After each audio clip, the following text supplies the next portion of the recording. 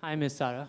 Hello. Firstly, I feel extremely excited to be seated here with you, and I'm Thank you. sure it's the same for all of us. It's the same for me. I'm very, very overwhelmed to be here. I didn't expect this at all. And it's really nice. So thank you so much for having me. Oh, wow, great. So, I'm Divyansh. She's Ananya, he's Anand, and he's Tanish, and we'll be asking you some questions. Yes. So, moving on, along with being a great actress, you have also been a great student who did an early graduation from the University of Columbia. Ma'am, since a lot of us are going to be applying for universities very soon, could you please share your personal experiences while studying at such a prestigious university? You know, university has always been very important to me and my family. It's something that my father inculcated in me very early in life. He said that education is of prime importance. But more than that, I think to find your own place in any institution is the most important. So whether it's the subjects that you do, the university that you apply to, or the essay that you write, the one piece of advice that I would impart is do it honestly and do it yourself. Because there's a reason that universities ask you to write essays. You know, I got rejected from Oxford University, which is in England, which was my dream. It was my dream school to go to Oxford, and I didn't get in. And I thought that the world was going to end that day. I didn't know what to do. I called my mother up hysterically crying, saying, Mom, I've gotten rejected from Oxford. I don't know what to do. And then sure enough, you know, the Common Apps came in and I got into Columbia. And those 3 years that I spent in New York, I mean, I would give an arm and a leg to do it again. And I think it's moments like that that you realize that people know what they're doing, you know. There's a reason I didn't get into Oxford and there's a reason I got into Columbia. And if you knew me at all, you would understand that I was happier in New York City than I would have been in Oxford, you know, and to each their own. But I would definitely say that when you think about education, as important as it is, it's also very personal. So be sure and be careful to be yourself because that's the most important thing. Anyway. Okay, thank you, ma'am. I guess what happens, happens for good. I hope so. Miss Sarah, as we all know, you studied political science and law in college. No, history and political science. Oh, I wanted to do law, but then I got distracted by the whole acting thing. Oh, so you changed your subjects. No. The thing is, I have a bachelor's degree, right? So I was studying history and political science so that I could study law later. But then I decided against it. So when did you realize that these subjects were your calling? And what other subjects have you always been interested in? You know, the thing is that I've loved studying. I absolutely love studying. So I used to really enjoy sciences. So till the 10th class, I had a blast doing sciences. In fact, I kind of topped the world in science. I don't mean to be funny, but I got 100% in my chemistry, physics, and biology boards in the 10th grade. Yeah. But, but I've always been like a historian by nature. I mean, I can read history books like right now. Like even in my van, when I'm waiting for like a shot, there are like history books lying around. So I always knew that history is something that I wanted to study. And I, in fact, did one political science course my first year of college and really enjoyed it, which is when I, you know, carried it forward. But history is something I always knew I was going to study. That's very interesting. Thank you. So, ma'am, my next question to you Please is... don't say ma'am, you know, I have a huge problem. I'm young. I know I don't seem it, but I swear. I'm like, you know, I was in school like now. Sarah's great. Sarah's great, okay. Yeah. So, Sarah, we're all at that age where we need to make the big decisions in life. Right. So, for all of us here, our parents play a huge role in that. So, we want to know, did you ever face any parental pressure in the form of, say, academics or career choices? Not really, for two reasons. One is that both my parents are kind of very adamant on a balanced childhood and a balanced life, which entails, I think, education as well as, you know, fitness and a little bit of fun because it's important. And I see eye to eye with them on that. And as far as career is concerned, I mean, as the introduction I was given very generously states, both my parents kind of belong to the same world that I aspire to be a part of. So it would be borderline hypocritical of them to say, you can't do this, you know. So, I mean, as long as they have a balanced kid that can enjoy work, but also, have some sense of a life external to films, because it's important, I think, to be a holistic human being. And I've always felt that way. Education was never either or for me. So there was no pressure. We kind of totally agreed. In fact, if anything, I tell my father till date that the best gift he's given me is 3 years in Columbia. I am who I am because of that. So there was no pressure. I think it was full agreement. And, I think I am where I am because my parents have been very, very understanding and very, very supportive. And I only have them to thank for that. It's really great to know. Sara, I'm intrigued by the fact that you chose a different field of work from your field of study. Was this a conscious decision, and how did you arrive at it? So when I finished the 10th grade, I was almost convinced that I wanted to do medicine. But the thing is that I have like this mild tremor problem. Like if I keep my hands here, there's a slight tremor. So I was like, okay, I can't do surgery, so let's not do this. Let's do law. So I decided to study law. So I did history and political science. But then in my last semester, my second last semester of college, I did an acting course. And I realized that as somebody that's loved studying, as somebody that till date loves reading, in a university like Columbia, in a city like New York, I did courses in every field. I did history, I did political science, I did chemistry, I did math, I did economics, I did literature, I did philosophy. I did courses in so many different things and enjoyed each and every one of them. But the rush I felt when I did theater on stage, I've never felt like that. And that's when I knew what I'd known since I was a child. Because since I was 4, acting has been a dream. But then I got distracted because A, I was really fat, and B, I was really nerdy. And the combination meant that I probably shouldn't act, why? Might as well study. Because I really, really enjoyed it. There used to be times, and I promise you I'm not making this up, that mom would come into the room and she would confiscate my books. Because she would say, this is not okay. You cannot do this. It's not normal. And I would have laughed if you came to me when I was in the 10th grade or 11th grade and told me that you will be sitting in Singapore one day talking to children as an actor. I would have been like, yeah, okay, haha. But, here's where I am. So, shocking. That was very insightful. Thank Sorry? you, Sara. That was very insightful. Thank you. Thank you. Miss Sara, from your earliest days in the Bollywood industry, you have worked with very well-established and senior actors. Yes. So initially, did you feel any intimidation because of this? And how did you cope with it?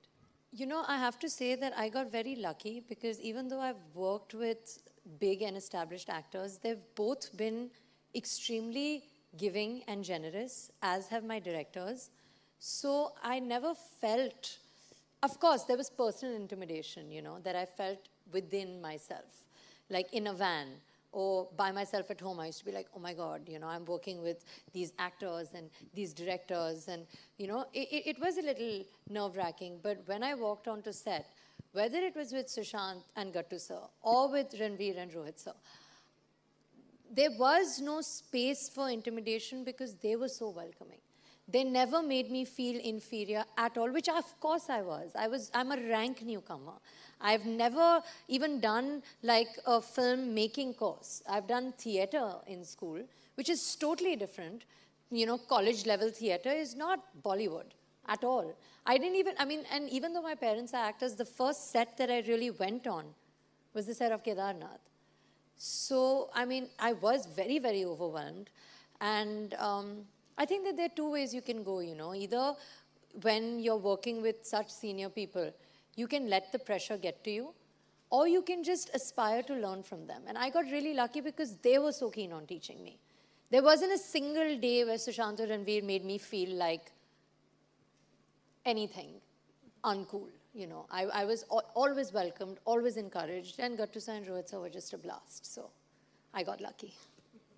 Thank you. Now, ma'am, for the last question. Ma'am, firstly, I would like to congratulate you for your 2 new films, Kedarnath and you. Simba. Thank you. I watched it with my family, like recently, and they enjoyed it a lot. Yeah, they did? Yeah, they You did. didn't enjoy? I did it too. You're saying you watched it with your family and they enjoyed? That's so mean. I'm sure it's the same for us. What does that mean? No, I'm ma'am, I sure it's loved the it. same for us for all of us here.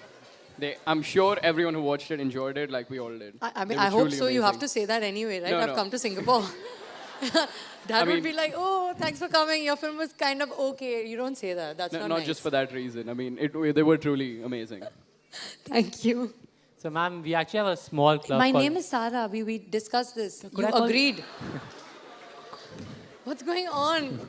Sorry, could I call you Shagun then? You can call me Shagun, you can call me Mukku, you can call me Sarah, but no, ma'am.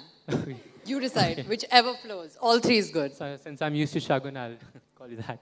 Okay, so Shagun, we actually have a small club called the Movie Makers Club. The what club? Movie Makers Club. We produce short films for our YouTube channel, and our motto is to explore cinematography to the fullest. Your motto is? To explore cinematography to the fullest. Nice. For being part of the club, I would like to know what is your inspirations, what are your aspirations for the future? And also, we'd like to know how you transformed yourself from a university student to a great actress. Okay. Firstly, you can't say great actress because I've been here for like a second. But I'll tell you the transformation.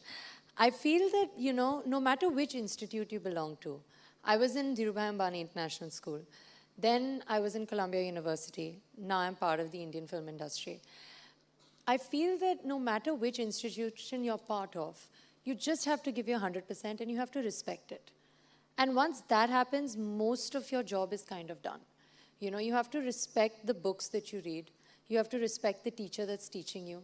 You have to respect the set that you're on. You have to respect the director that's directing you. You have to respect, the same way as you respect your classmates' opinion, you respect your co-actors' reactions. And it's not very different. A lot of people say that, oh my God, you studied and now you're doing films, and isn't it like earth-shatteringly different? And it's actually not, because the stakes are extremely high. The pressure is high. You need to perform. Your performance matters. Competition matters. Not getting negative about competition matters. So actually, if anything, I look at my college and my school as a training ground for what I chose to do, which a lot of people find very surprising because they were like, really? I mean, you went to an Ivy League college as opposed to dance class. So it's not really the most stereotypical training that you need. But I don't think that that's what it's about. For me, I don't even look at it as a transformation. I look at it as just a journey, because going to college helped me identify who I am. It helped me find who I am, and I think that that is the foremost important thing for an actor. Because if you don't know who you are, there is no way that you'll be able to play 5 different characters and convey that. Because you need to know who you are, at least. So I don't really look at it as a transformation or a change. I look at it as almost an inevitable journey for me. And as far as my aspirations for the future are concerned, I mean, there are many. I love what I do. I've always dreamt of being an actor, but I think it's so different when you're actually living the dream. And having been appreciated for Kedarnath and Simba, now I just have to go further, because initially it was a lot for me as well. I was excited to see how I would be received. And because I have been received with so much love, I mean, even today, I'm till, what's the date? 25th of Jan, right? 2 months ago, nothing of mine had ever released. Within 2 months, I'm suddenly in Singapore, meeting like a lot of students, waving to me from like windows, and I'm like, wow. It takes a minute and it's shocking for me. Till date, like when at the airport, people recognize me in Singapore. I'm like, what's going on? I didn't expect this to this degree. And when that happens, somewhere down the line, you get aware of the fact that people have expectations from you. People recognize you. Your family has expectations from you. So from now on, there's only going forward. There's no other option but just doing even better. And, now I've proven to myself that I can maybe act. So now I need to actually get so much better that everybody can continue to be proud. This is just chapter 0.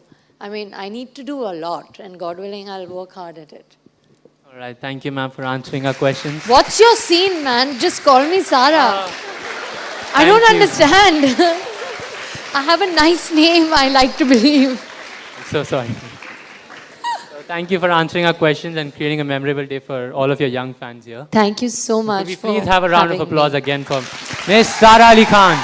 Thank you for instigating such a lively discussion. Now, we'd like to open up some questions to members of the audience. So if you have any questions, please feel free to ask them. Yeah, thank you. My dupatta is okay? Hi, Hi. Sarah. Hi. My name is Akanksha. Hi, I want to Akanksha. know what's the most memorable experience you have ever had? In my life? Yep. I think it would have to be the narration of my first film. I think I remember each minute of those 2.5 hours very, very clearly. So I think it would be that. Hello, I'm Srishti. Hi. So, being brought up in a family where both your parents are such famous actors, I'm sure Bollywood must have played an integral role in your life. So, my question to you is, what potential do you believe that filmmakers and actors have to make changes all around the world for people? Okay. Firstly, even though my parents are actors, I don't think that I was really raised in a typical, Bollywood family kind of way. Both my parents were extremely, like I said, extremely adamant that I have a balanced and, for the lack of a better word, normal childhood. And I think that they did everything that they could to ensure that that was the case. Having said that, I think I'm too young and too new to genuinely answer your question. But I believe, on a personal note, that you shouldn't take on much more than you can achieve, As a young actor, I don't really know how much change I can bring about, but I know that as a young girl, if I'm convinced about something, conviction is something that all of us have, and it's the strongest thing that we all have. It's the most personal, it's the most individual, it's the most beautiful. If you follow that conviction, I refuse to believe that you cannot achieve anything that you want. And if you are the kind of person that wants to see a change in the world, you want to see a change in the way women are viewed in your country, you want to see a change in the way crime is viewed in your country. The last film that I was part of, Rohit sir very, very, very correctly talks about a lot of social issues that, permeate the social fabric of my country, India, to a large degree. The sensitivity and the beauty with which Rohit sir has handled that is paramount. I don't think that as a newcomer actor, I can, hold the mantle of social change on my own. But I can definitely endeavor and try to be a part of projects that talk about that. Whether it's a film like Kedarnath that talks about, a lot of rife that situations can have, but in the face of larger calamities and catastrophes, humankind comes together. Or a film like Simba that talks about justice and punishing heinous crimes like rape. These are both films that I'm proud of, not just personally, but also because of the societal impact that I hope that it has had. So I think just be convinced about the work that you do, and everything else should follow. Hi, ma'am. My name is Please Avika. call me Sarah. I'll leave.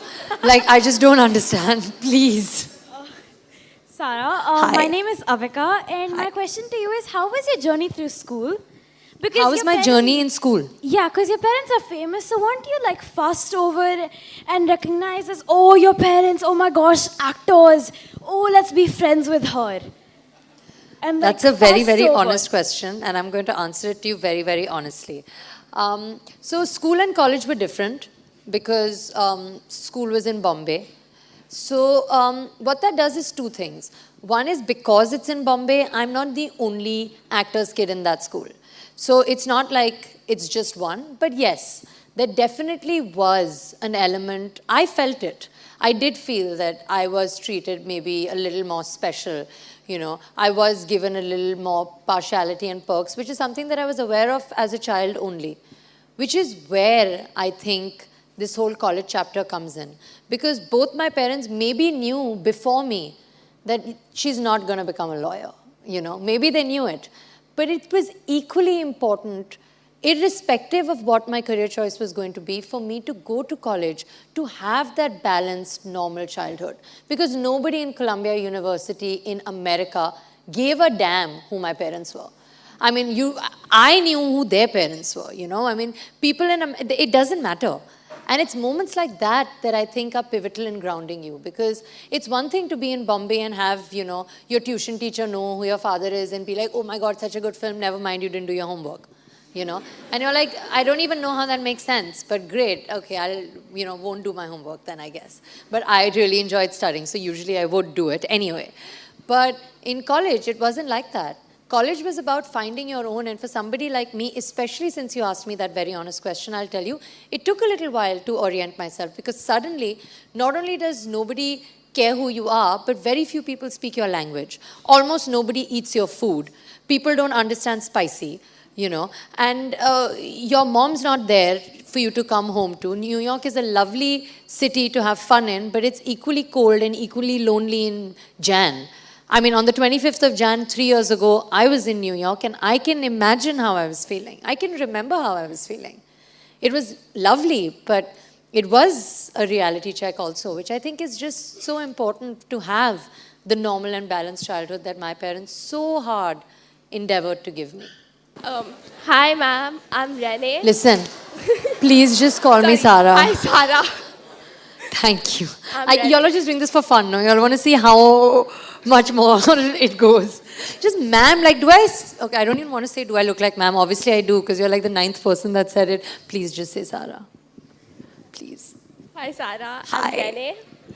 My question to you is, you were born in a very royal family and you had a royal childhood. So how was yours different from those of normal children?